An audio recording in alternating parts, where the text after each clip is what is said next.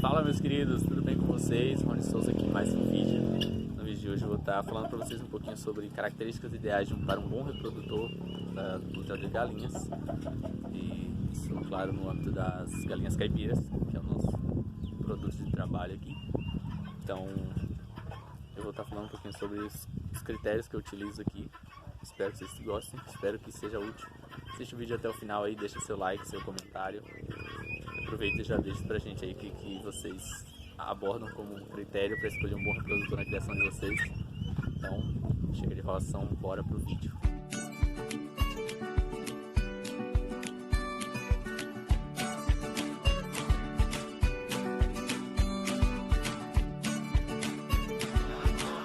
Então, pessoal, falando de reprodutores, a gente tem que sempre ver os principais pontos, né, importante para a criação ter um bom desempenho.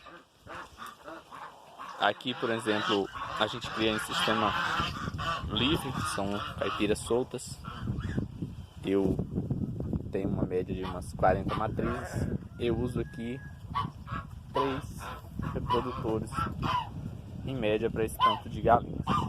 O ideal seria 4, seguindo a métrica de que são 10 galinhas para cada um reprodutor.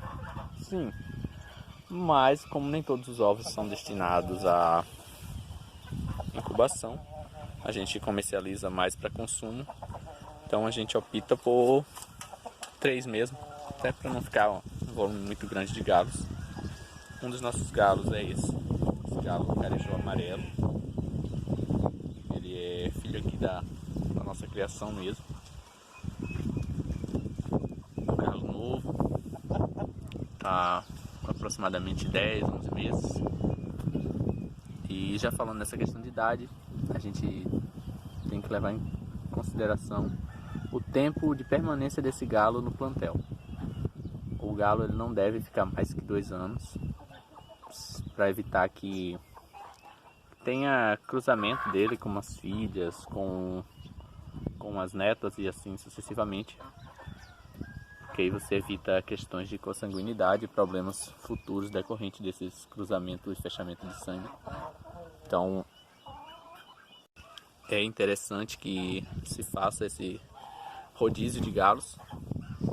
Aqui a gente tem muito esse cuidado. Meus galos não demoram, fica em média 1 ano e meio, no máximo 2 anos.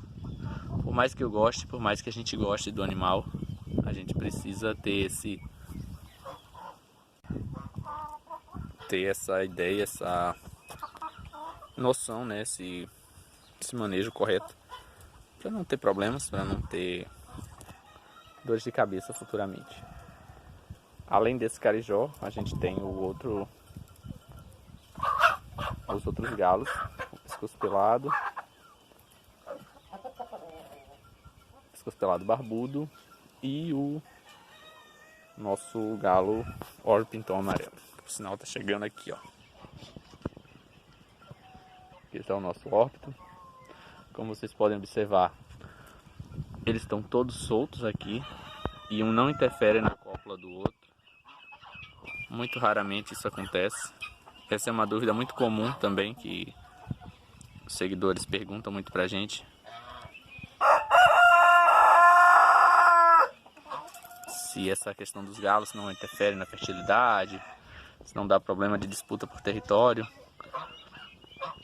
Eu já expliquei em um outro vídeo aqui, vou deixar linkado aqui para vocês verem, falando a respeito disso. Você só tem esse problema de hierarquia, você só tem esse problema de disputa quando não há uma hierarquia, quando são galos que são de criações diferentes, que chegam já em idade reprodutiva, quando são galos que não conviveram, não teve a sua inicialização junto com o reprodutor mais velho, que acaba vindo disputar território com esse que já é dominante e por isso ocorrem as brigas e disputa. Mas se o seu galo é filho da própria criação, ou você pegou ele ainda jovem, é muito mais fácil de você ter esse equilíbrio como a gente tem aqui, ó. Essa aqui já é uma franguinha, filha do Orpington. Ela saiu bem bonita. Apesar de ser mestiça de Orpington com caipira, ela puxou bastante características do pai. Muito linda. Ela, essa temporada, vai ter ainda contato com ele. Vou tentar, inclusive, até fechar para ver se eu tiro uns filhotinhos melhores. Mas para a próxima, já não quero mais. Eu vou estar substituindo ele. Ou vou estar fechando, ainda estou vendo como é que eu faço. Mas, por enquanto, eles vão ficar. Que eu quero ver se eu consigo os filhotes, pelo menos 75% do gene Orpington amarelo. Aqui não é fácil de adquirir linhagem pura, né? A cidade não tem muitos criadores da raça, então vamos ver.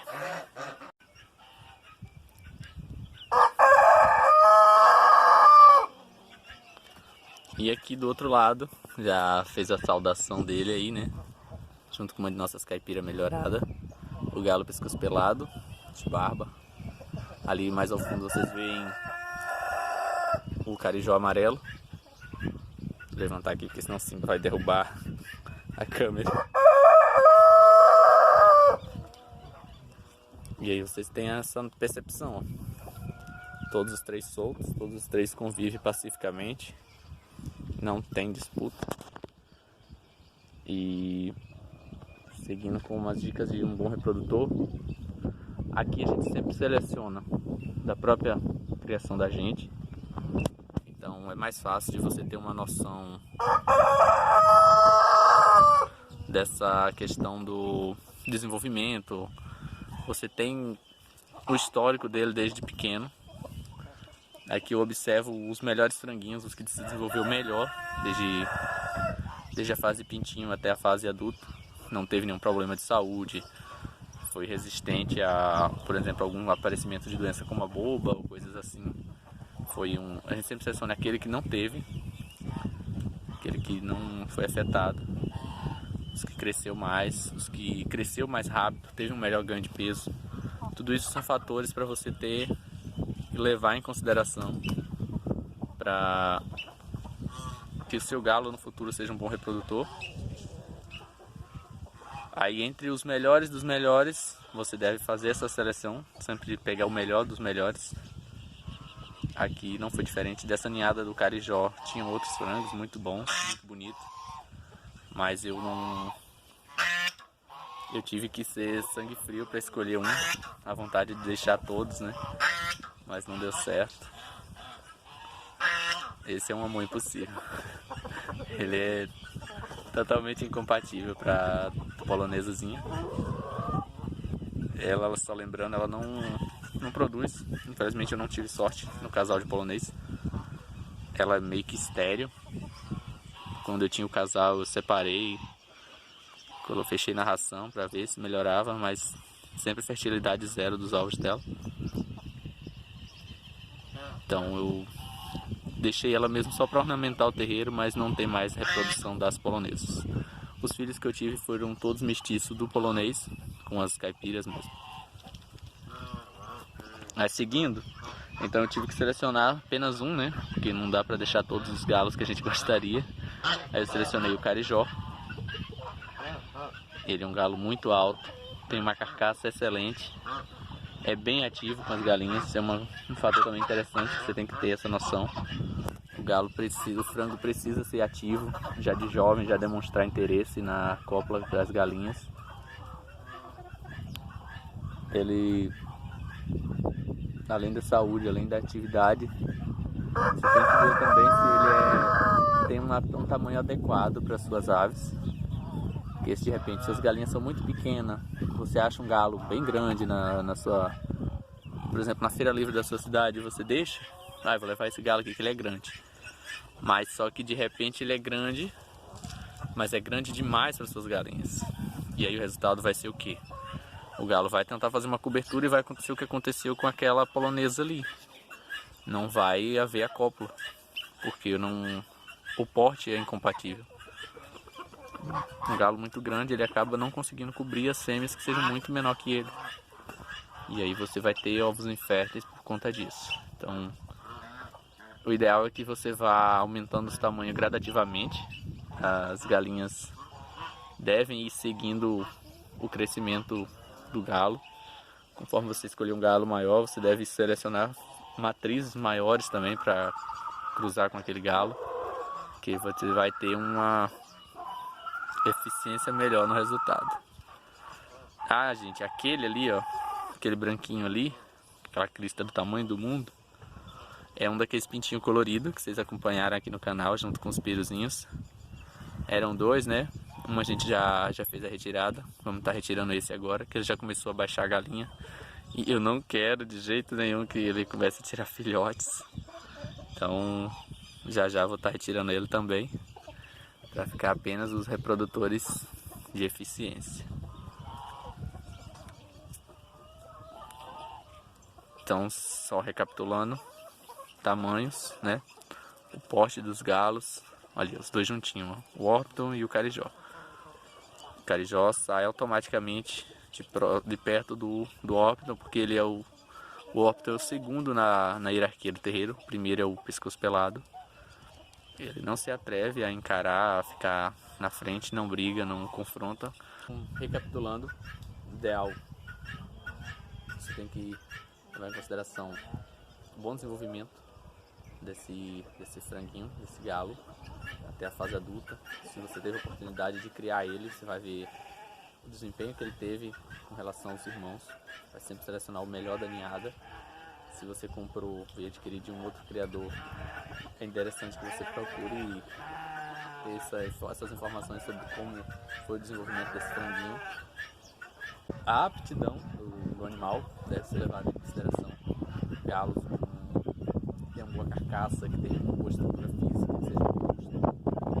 Isso falando de caipira, os caipiras que você vai precisar ter uma dupla aptidão.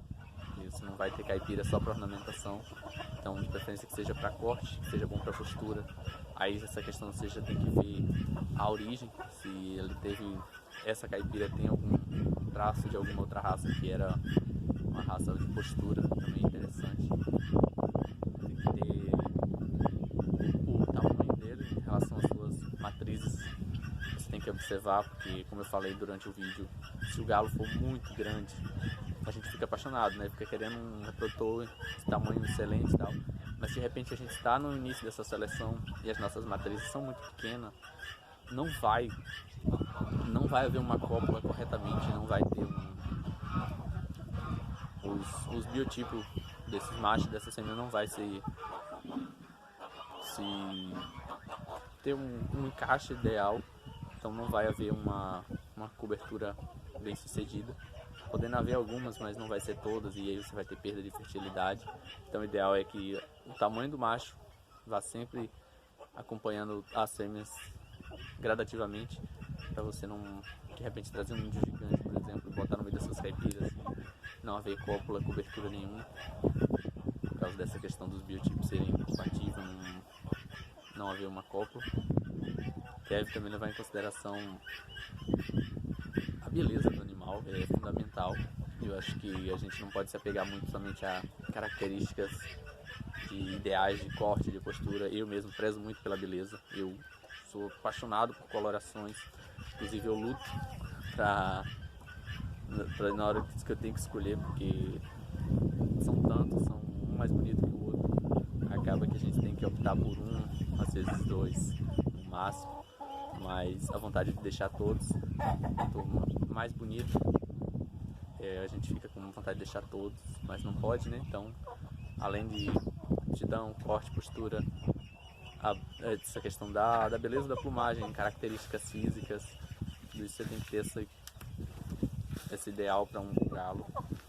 O galo tem que ser um galo ativo, tem que ser um galo que tenha um interesse grande pelas fêmeas, que esteja mesmo ali cobrindo, marcando território ali, esteja acompanhando as fêmeas, levando ao ninho, chamando para catar alimentos no ambiente ali, uma grama, uma coisa assim.